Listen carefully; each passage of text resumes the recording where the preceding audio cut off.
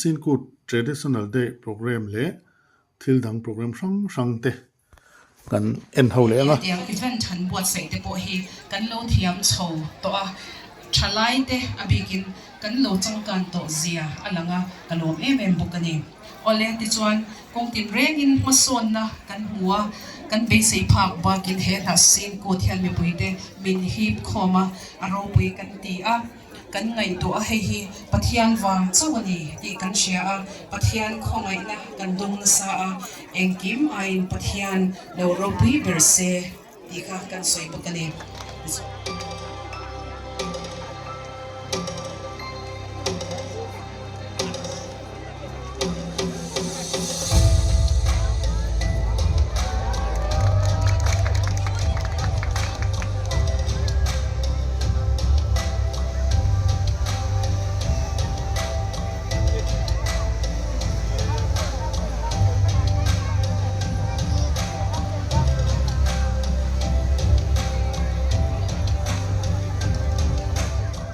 oi garden a khan official program man ani zo nuwa namlam cha sang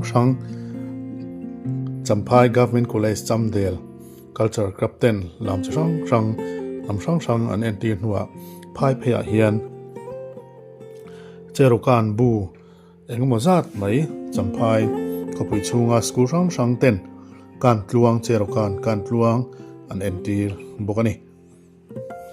kan huang hian phai phea hian hian cherokanin program kan mangmut me ti hian he huna hian road block ani boka no vehicle zone puan ani boka helai huna hian program nei chungin tiang hian school sang ten nam thuam chi sang mangin cherokan an entir ani bepin kan hlut le a cultural day hi asin ku program a chuan memo purple an hial ome drone footage sakan hmong hian hei chunglama tangpon an han thlira thalai ten namlam chi sang an entir a tun huna hian cherokan kan tluang an entir mek bokani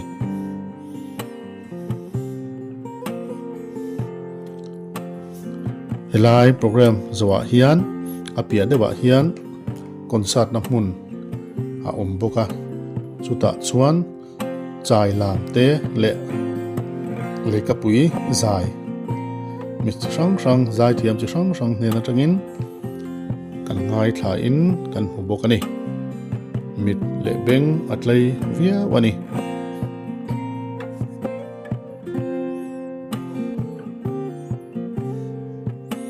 me pui kan zimup maya ti hian phai phaya hian me pui chi sang kan fuan khom ani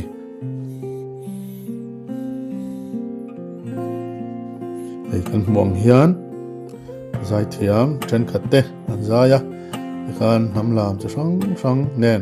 kan chei boka a then tiang khan helai huna hian program hlimom tak kan mangani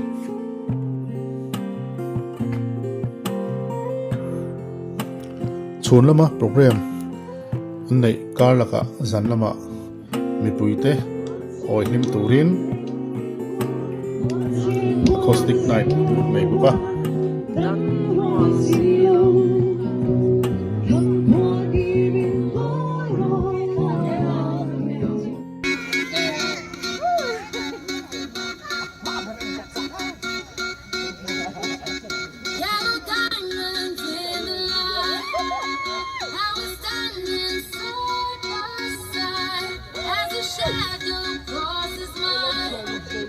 What it takes to come alive.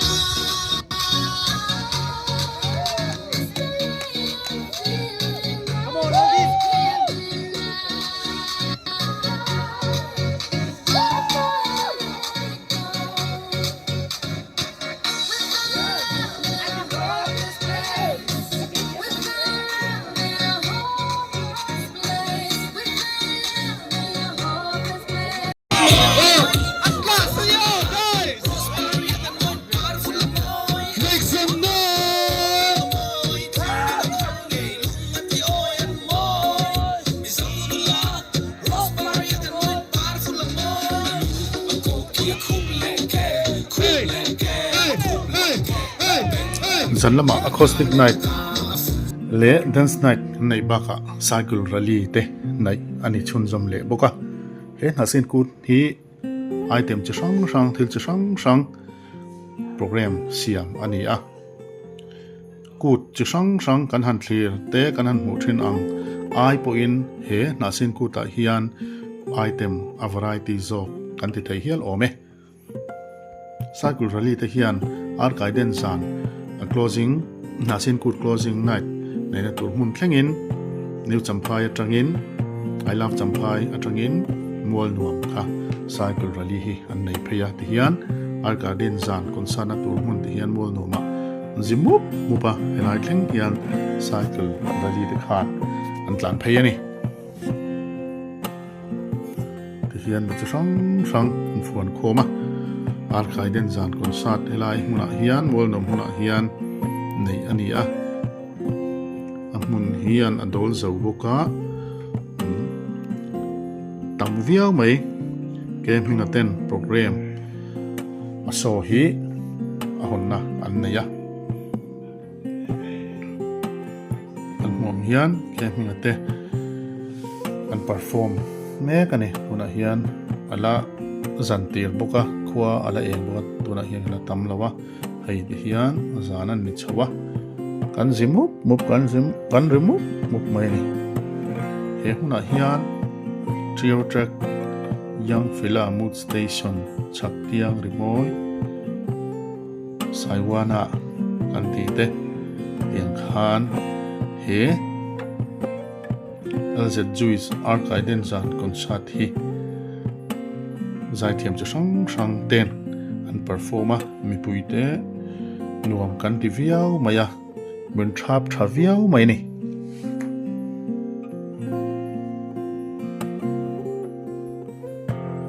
kan muang hian zan thima te hian concert ania me pui pung khom hi azat che hi kan thelawa an tam thokat viau maya ko chu sang kan kalve to china chuan mi pui kot aniang in an hlut ber hial ome katini keima phei chuan mi pui an tam ber ti ila ka soi sual vakin karing lawani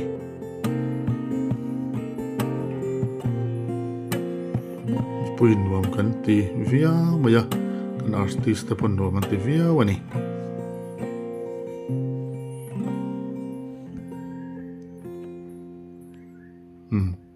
zimup mup maya me pui zai te po teng khan la mup mai ni anuam via mai amuna ve tan chuan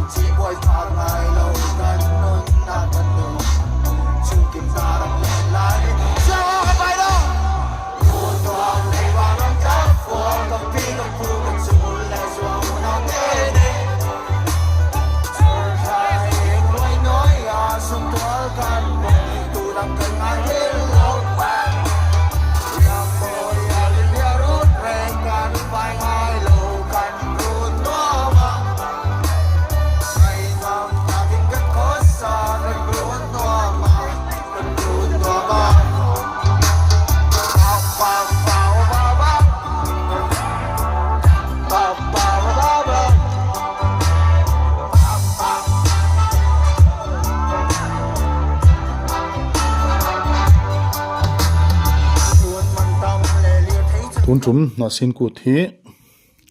avoi khat na ani kan ti to thin kha mi pui te kut ani angin mi puin min hlut hle a helai phai phei neu cham phai phei a hian item chi sang official program te an manga kong sir ton tuna na sin chin ani a akwai chi anate kids carnival nei na hun te fashion show nei na hun te auma tin concert nei na hun te a buka tin stall nei na hun a buka awi garden lama official program main event sang te nei ani buka ni tiang khan he na sin ku hi nei ani a atira chuan shoi champhai nature conservancy shoi tu ten sum nei sa nei lovin mi pui te hna min phal te hna ve bur khonin tiang khan min phal te thokhom zara program duan chau bek ani a tiang chuan thil chu rangin duan ani a thil chu rang ngai tua chua ani a he program hang tur hian avoi khatna ani wangin kholzin hi phei tu ten ingtiangin nge niang ti in shoi tu ten ngai tu na an senga nikum lam tang dai to khan na sin kut nei na tur hian ma an lo la to a chi te an la a kuya chu tin chuan na sin kut ani ang nge ya na sin hi a par vu tir thei na turin ma chi sangin an la ani a kan huang hian hei na sin kut ani ang nge in na sin hi eng mazat mai a par kan mu theya chu sangin thla an lak pui a tiang chuan helai phai phei a sia ton na hian na sin kha chin ani a tiang chuan a par po a ful thokat viam ani tin he na sin kut den chen hian champhai le a che vel moina potential om thani ti mi te na che theina turin khwal jin te hip theina turin shoi tu ten ngai tu na an sem ani a thil chi sangin tiang chuan ma an la a khwal jin te po hip viau ani a mi khwal thleng theina homestay hotel kan ti te lodge kan ti te khatiang khan thil chi sangin khwal jin ten an ron pana full na saviau bok ani tin paragliding te cycle intlansiak ti te ten campsite ti te khatiang khan item hi chi rang nei ani a zoram hun rang ba ka India ram state chen khata thangin he hun hi anon mang boka foreign thlengin he program hi anon chima alo thing to kat viau in asia tani kut chi rang hi mizoram a hin kan nei to a na sin khu thi avoi khat manna ani na wangin zoram pum a al ne viau a chia ne viau a alo thing to khat ni in asia ta chuwang chuan na sin kut nei le zel po hi azong cham thlak viau in asia tin alang bukani tikhan na sin kut puala video kan siam te chu alo jab don ta a thil chu sang kan nei te video masala ma po kan ta kan to kha ten khan tununa hian a khana te program te po kan han cover thia kanon pholang le thia tunata chuan kan du to le don nai to anga na sin par hi kan han clear ho le thuak to ga ti chuan kan video te kan tok chho le mai don nia video danga kanin mule thewanga mila subscribe lo to po khan melo subscribe je ula video nong tak te kanon ti chuak je langa min lo clear saka min lo en sak je turin mi tin te ka som bok chewani e tununa tan chuan kan tok le photang